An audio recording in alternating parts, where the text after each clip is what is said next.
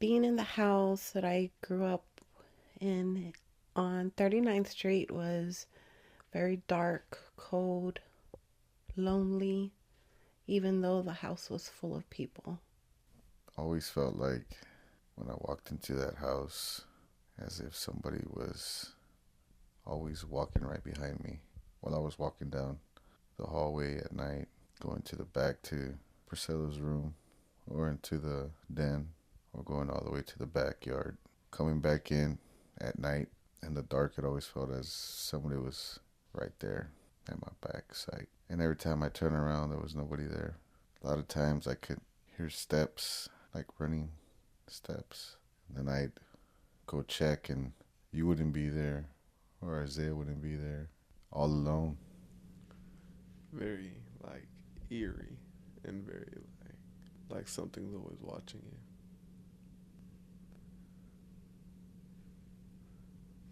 Maybe grandma's background and maybe like things mom's done. I would say like how mom used the Ouija board. Um, I'm not sure, but I suspect certain things that may have led up to that. The events that would happen in the house. Um, I remember being in the fourth grade and I had just lost my baby cousin who was 15 months old. He passed away due to dehydration. So it happened pretty much overnight. And I never felt, as a fourth grader, I never had that closure.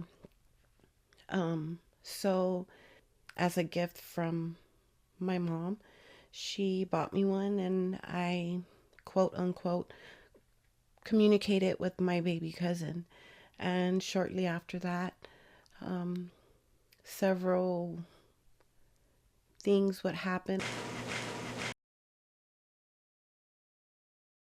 Um, I remember one time after having a nightmare, my dad and his sister went to the back room, which was right close to where my room was. And going down the hallway, there was a glass sliding door going into the den, which was a large room.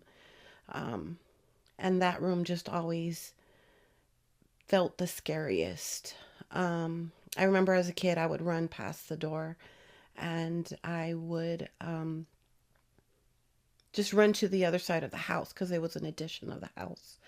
So I remember my dad and his sister went to bless the house with the holy water that was given to my dad by the priest. And um, I remember the spirit, or I don't know what it was, but it was choking my dad, where my aunt was just praying over my dad and, spraying the holy water. And eventually my dad would, caught his breath, but just that alone was enough for me to know something was not right in that house.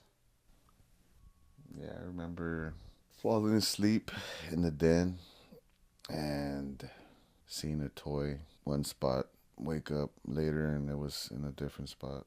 And yeah, I would be in another room. So I was by myself. It always felt as if somebody was watching me while I slept. So I always kind of slept uneasy. She would like go to the back very late at night. Had no reason to just go. Like she was just programmed to go back there. So that's what she did. Like it was very odd because she would just walk into like the darkness, just the unknown, and then come back like nothing happened. It was just like very odd. Like what are you doing in the dark? Like far away from the house that you need to be doing at 3 a.m. That's very odd.